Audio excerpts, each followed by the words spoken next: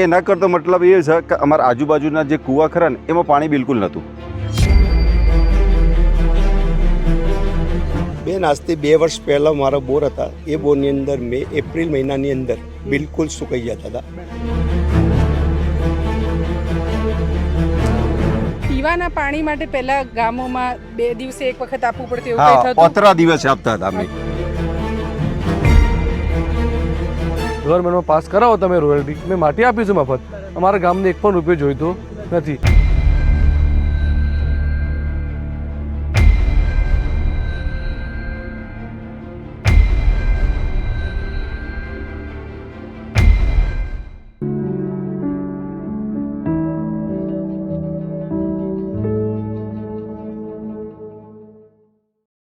સરકારી કચેરીમાં ગ્રામજનો પોતાની વિપદા લઈને પહોંચે, એક આશા હોય કે ગામના વિકાસના કામોમાં સરકારની ગ્રાન્ટ મળે, સરકાર કોઈક રીતે મદદરૂપ થાય.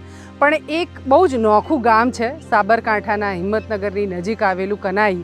એ સરકારી કચેરીમાં જાય પણ એમની આશાઓ ગ્રાન્ટ માટેની અથવા અમારા ગામમાં રોડ રસ્તા આ બધા કરતાં બહુ જ નોખા પ્રકારની વિભાવનાઓ સાથે, મનોભાવના સાથે એ સરકારમાં જતા હોય. અને મનોભાવના જાણીએ તો આપણને સૌને નવાઈ લાગે કે તળાવ માટે કોઈ ગામને આવી ભૂખ હોઈ શકે.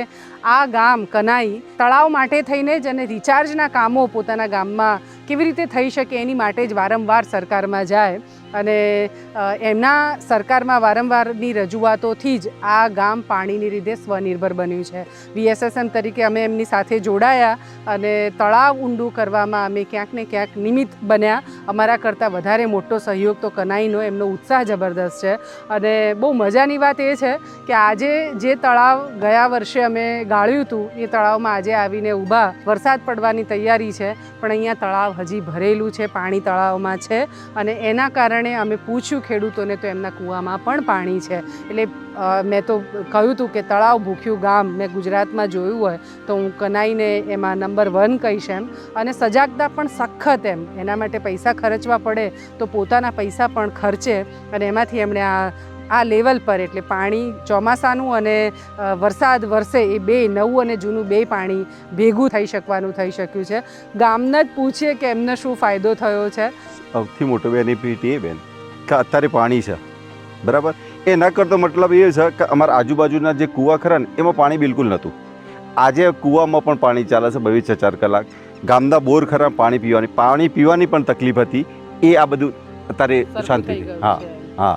અને હજી પણ આમ સંતોષ તો નથી થતો. ના બેન, સંતોષ તો નહીં થતો, કારણ કે પાણી તો ટૂંકમાં આ જોઈએ અને મેક્સિમમ હજી આટલું છે તો કમ્પ્લીટ ભરેલું હોવું જોઈએ. એટલે મને એમ છે કે આપણે કેમેરામાં બતાવી નથી શકતા કે આ તળાવ કેવડું છે, પણ તમે અહીં આવીને જુઓ તો મને એમ લાગે કે મોટો ડેમ હોય ને એના જેવું છે. આમ થોડા ગણવા હોય તો પાળ અહીંથી આપણે કન્સિડર બી ન કરી શકીએ એટલું ઊંચું છે. અમે કોશિશ કરશું તમને બતાવવા, પણ એવી એમની આમ સતત પેલી લાગણી. અને માટી પાછી એટલી સારી નથી નીકળતી. ના, આ માટી સારી નહીં નીકળતી. આ માટી રસ્તાઓ સિવાય કઈ ઉપયોગ મને આપે. તો તમે ગામના બધા રસ્તાઓ સરખા કર્યા. હા, અને એના પૈસા અમે માટી ઉપાડવાના પૈસા અમે આપીએ છીએ. અમે તો ખાલી ખોદકામ માટે જ મદદરૂપ થયા.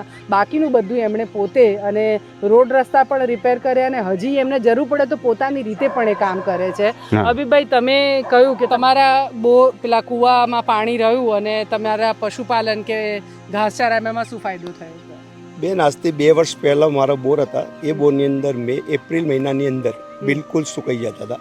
આજે આ 2 વર્ષથી જે તળાવ ગાળવામાં આવ્યું છે એના કારણે ગઈ સાલ આનાથી થોડું લીલવાળો મળ્યો, લીલું ઘાસ મળ્યું. અને આ વર્ષે તો હું વધારે પણ કરી શક્યો છું. અને બહુ એમ કે પશુપાલન માટે સારામાં સારો લીલો ચારો થઈ શકે છે. તો આનાથી બહુ બેનિફિટ થયું છે.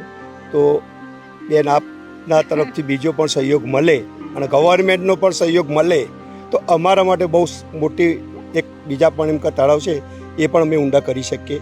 બીજું, પીવાના પાણી માટે પહેલા ગામોમાં 2 દિવસે એક વખત આપવું પડતું એવું હા, કંઈ થતું? 15 દિવસે આપતા હતા અમે. અત્યારે કેવું કરે છે? અત્યારે રોજ ડેલી આપીએ અને છીએ. એ ફક્ત આ તળાવ થયું ને એના કારણે જ, આપણો તળાવના પંચાયતનો કારણે. બોર રિચાર્જ થઈ હા, ગયો એના કારણે.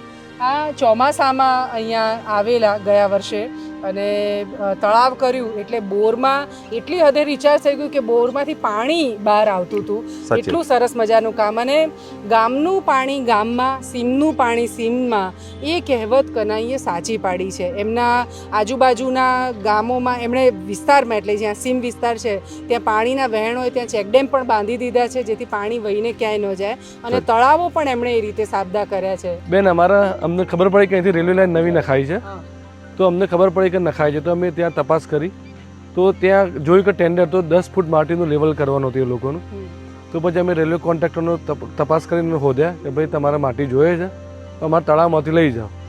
એ આયા, રસ્તા બસ્તા જોયા, પછી કે બોલો ભાઈ શું કરવું છે. અમે કીધું માટી અમે તમને ગવર્મેન્ટમાં પાસ કરાવો તમે રોયલ્ટી, અમે માટી આપીશું મફત. અમારા ગામને 1 પણ રૂપિયો જોઈતો નથી. એવી રીતે આખું લગભગ 80,000 CM માટી અમે આખું એક તળાવ એમાં જ ખોદી નખાવી. તો ખૂબ ફાયદો એમને તળાવથી દેખાય છે ને. જળ એ તો જીવવાનો બહુ મોટો આધાર છે, એના વગર આપણું જીવન મુશ્કેલ છે. પણ મુશ્કેલી એ છે કે દરેક વ્યક્તિ સમયસર આ ચીજો સમજતું નથી. કનૈ એ ચીજને બરાબર સમજ્યું છે. સુજલામ સુફલામના વર્ક ઓર્ડર એમને નિયમિત મળે. આ તળાવમાં પણ સુજલામ સુફલામ અને અમારા આદરણીય પ્રતુલભાઈ શ્રોફ, ડૉક્ટર KR શ્રોફ ફાઉન્ડેશનનો ઘણો મોટો સહયોગ. એટલે આ વખતે તો સરકારે તાલુકા દીઠ માત્ર 5 તળાવો કરવાનું નક્કી કર્યું ને એમાં કનૈનો નંબર આવી ગયો. એટલે અમે કીધું કે આ કેવી રીતે થઈ શક્યું. તો મહેંદીભાઈએ બહુ સરસ વાત કરી કે બેન અમે તો જ્યારે પણ હિંમતનગર જઈએ ને ત્યારે સરકારમાં, એટલે જળસંપત્તિ નિગમમાં જઈને મોઢું બતાવી આવવાનું, કહેવાનું કંઈ નહીં, પણ પેલા કાગળિયા આપે છે ને એટલે પેલા અધિકારીના માથે સતત રિમાઇન્ડર આના કારણે મરાય અને એના કારણે કનૈના કામ થાય. તો જ્યાં આવું સાબદું જાગૃત નાગરિકો હોય ને ત્યાં સરકારે પણ આ સામે જોવું પડે. એ અહીંયા સ્પષ્ટપણે દેખાય છે. મોટાભાગે એવું થતું હોય કે આપણે કોકને કહી દીધું પછી આપણે જોવા પણ ન જઈએ, ફોલોઅપ એ પ્રોપર ન લેવાય તો આપણને એની મદદ નથી મળતી. અહીંયા કનૈ પાસેથી આ શીખવા જેવું છે ફોલોઅપનું કામ, અને ફોલોઅપથી જ એમણે આખું આ પાણીનું કામ સરસ કર્યું છે. અગાઉ પણ કનૈ વિશેનો સરસ વિડીયો મેં કર્યો છે, આખો ડોક્યુમેન્ટરી ફિલ્મ જેવું નાનકડું કર્યું છે, પણ સમજવા જેવું છે. અને હું તો કહું છું કે દરેકે વિઝિટ કરવા જેવું આ ગામ છે, અને સમૂહ ભાવના પણ એમની ગજબ મજાની છે. એવું તો બસ કનૈ પાસેથી શીખીએ આપણે બધા. અને આભાર સરકારનો સુજલામ સુફલામમાં મદદ મળી એ માટે, અને આદરણીય પ્રતુલભાઈનો પણ કે ખૂટતું જે છે તે પ્રતુલભાઈ પણ આમાં સહયોગ કર્યો માટે થઈને. અને બસ આવા અનેક સ્વજનો જોડાય તો કનૈ જેવા ઠેર ઠેર જલમંદિરો તો છે જ. આપણે બસ એનો જીર્ણોદ્ધાર કરીએ અને ગામને અને સમગ્ર પ્રકૃતિને તળાવો ઊંડા થશે તો એનાથી બેનિફિટ થશે.